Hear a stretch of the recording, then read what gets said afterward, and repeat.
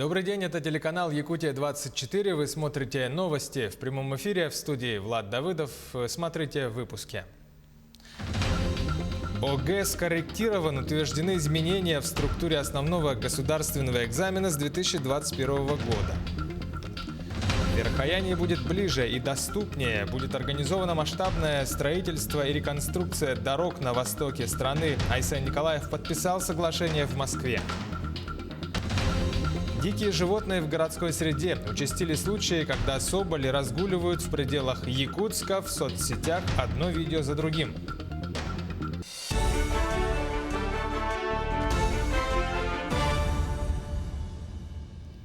«219 новых случаев коронавируса выявили за прошедшие сутки. В республике из них в Якутске 118 заболевших и 25 носителей. По 9 случаев выявили в Мирнинском и Нерюнгринском районах, по 6 в Алданском, Мегино-Кангаласском, Нюрбинском и Сунтарском, по 5 в Вилюйском, Оленёкском и Усть-Майском. Во многих других районах зафиксированы от 1 до 4 случаев заражения. За сутки по Якутии от коронавирусной инфекции скончались 2 человека. Более 7,5 миллиардов рублей выделят на оплату отпусков медикам, работающим с коронавирусными больными. Средства будут направлены из резервного фонда правительства России. Отмечается, что данные выплаты предназначаются врачам, среднему и младшему медперсоналу, водителям скорых, сотрудникам медицинских организаций, подведомственных органам власти. Будет организовано масштабное строительство и реконструкция дорог на востоке страны. Такие цели прописаны в соглашении, которое в Москве подписал глава Якутии Айсен Николаев и гендиректор крупной горнодобывающей компании «Полиметалл». Каких инфраструктурных изменений ждать нам, жителям Якутии, узнал собственный корреспондент в Москве Максим Кардозу. Автомобильная дорога Яна начнет меняться уже в следующем году. Крупная реконструкция трассы предусмотрена в рамках нацпроекта «Безопасные, качественные автомобильные дороги». Правительство Республики Саха-Якутия построит порядка 67 километров круглогодичной дороги Яна до Тополиного. Точнее не построит, а приведет нормативное состояние. Состояние дороги там сейчас очень слабое, плохое. И в ходе этой реконструкции будут также отремонтированы, практически по новой построены 4 крупных моста на дороге Яна. В общей сложности республика вложит в этот проект порядка 2 миллиардов 300 миллионов рублей. Эти обязательства стали частью соглашения, которое Якутия подписала с одной из самых крупных в стране горнодобывающих компаний «Полиметалл». Промышленный гигант вкладывает собственные средства в реконструкцию инфраструктуры региона в рамках развития серебряного месторождения «Прогноз» Верхоянье. Полиметалл обязуется приступить к проектированию моста через реку Тампо в поселке Тополиное, а также к трассировке нового маршрута Зимника до Барыласа от Тополиного. Работ предстоит достаточно много, они будут выполняться, скорее всего, 3 года. Протяженность автозимника с продленным сроком эксплуатации, который построит компания «Полиметалл», составит почти 350 километров. В дальнейшем эта дорога будет передана в собственность Якутии. И, соответственно, в дальнейшем мы уже будем менять прохождение региональной дороги Яна через как раз населенные пункты Верхоянского района с выходом уже от Барыласа через другие села Верхоянского района на Верхоянский Батагай в дальнейшем. То есть это очень важный такой стратегический подход к решению давней задачи по строительству и обеспечению транспортного сообщения, транспортной доступности в Верхоянском районе, который сегодня, к сожалению, является, наверное, наиболее труднодоступным районом.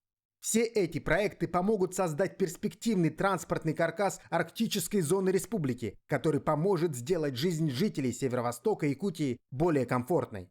Максим Кардозу, Виктор Олесов, Москва. Утверждены изменения в структуре основного государственного экзамена 2021 года. По истории число заданий увеличено с 21 до 24, добавлены 3 задания с кратким ответом.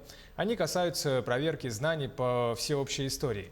В обществознании сократили количество заданий с кратким ответом, но добавили задания с развернутым ответом на анализ визуальной информации. К примеру, нужно будет по изображению семьи, совершающей покупки, определить, о каком виде экономической деятельности идет речь.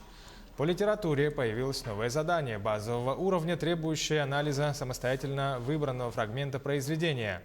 Изменения коснулись и английского языка. В разделе на аудирование будет 11 заданий с кратким ответом.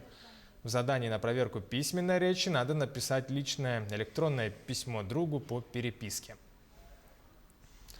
Проект по патриотическому воспитанию стартует в России с 1 января будущего года. Отмечено, что предусматривается усиление воспитательной компоненты в учебной и учебно-методической литературе в содержании уроков, во внеучебной деятельности в системе доп. Образования.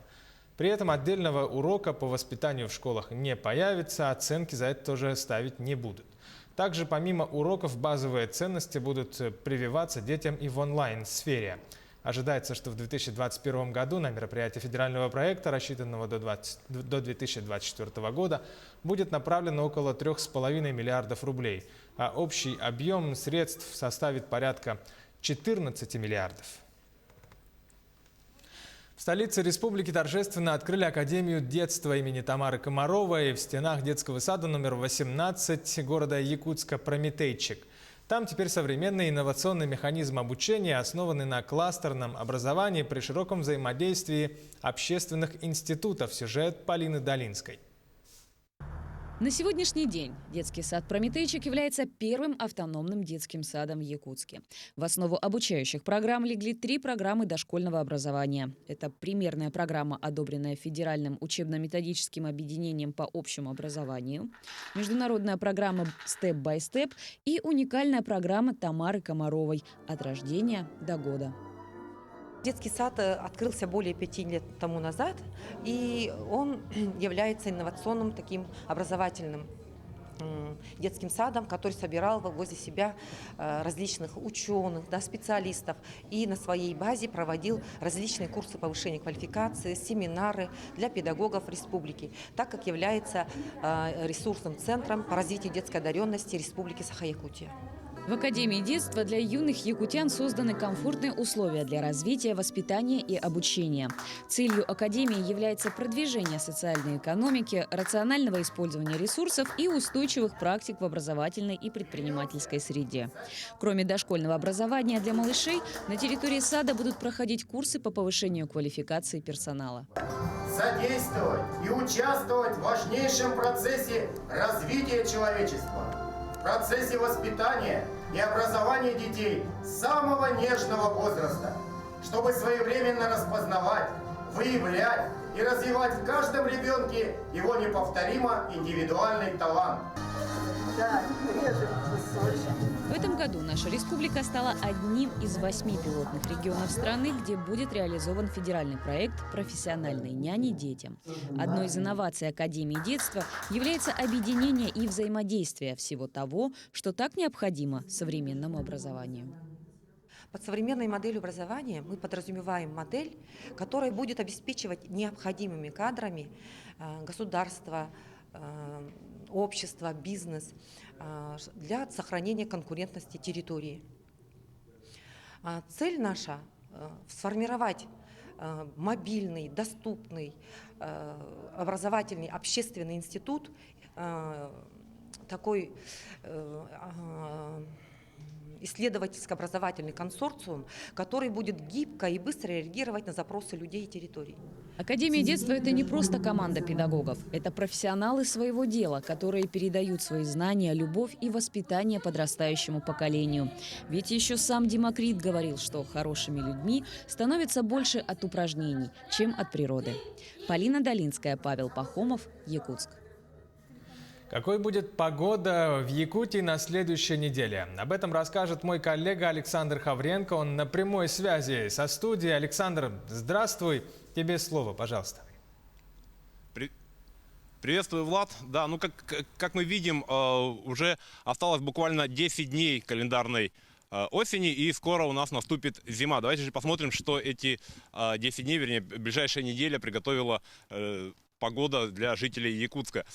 Начнем, пожалуй, с Ленска, потому что сегодня в Ленске ожидается сильное усиление ветра и метель с порывами до 13-14 метров в секунду. В течение недели ветреная погода в Ленске сохранится.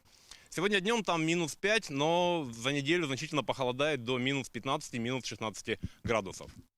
В Алдане сегодня минус 12, но к вечеру там тоже поднимется ветер до 10 метров в секунду. В среднем за неделю температура опустится до 15-16 градусов днем и до 20 градусов ночью. Всю неделю сохранится высокая вероятность осадков. В Мирном сегодня днем минус 6. Во второй половине дня ожидается усиление ветров до 10 метров в секунду. Ко вторнику похолодает до минус 18 градусов, а ветер стихнет до 3-5 метров в секунду. Осадки возможны в Мирном в среду, в субботу и сегодня. В Нерюнгри сегодня минус 16 днем, минус 18 ночью. Ветер незначительный. Средняя температура за неделю опустится до минус 16 градусов. С понедельника ветер усилится до 9-12 градусов, до 9-12 метров в секунду. Вероятность осадков сохранится всю неделю. И, наконец, Якутск.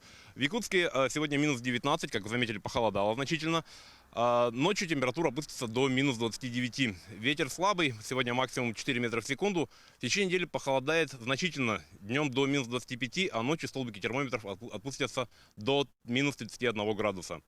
В среду и в четверг ожидается усиление ветра с порывами до 8-10 метров в секунду. Снег ожидается в понедельник, в четверг и в субботу. И хоть на улице похолодало, но в сравнении с показателями прошлого года температура в среднем по республике и в столице выше на 5-7 градусов. Вот такая погода нас ждет в ближайшую неделю. Влад. Спасибо, Александр. Это был наш корреспондент Александр Хавренко с информацией о погоде на ближайшую неделю по республике.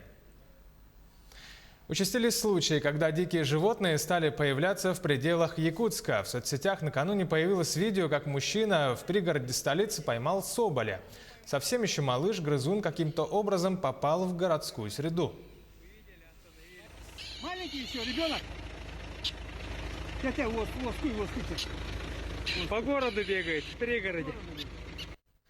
А в начале ноября жительница Якутска, возвращаясь домой, случайно увидела такого же зверька рядом с мусорными бачками прямо в центре столицы. Хищное животное копалось в мусорке, металось в разные стороны и даже позволило себя немного снять на камеру. Далее, по словам очевидца, животное побежало в сторону гаражей и скрылось. Таковы новости к этому часу. Оставайтесь на телеканале Якутия-24. Будьте всегда в курсе, берегите здоровье, носите маски.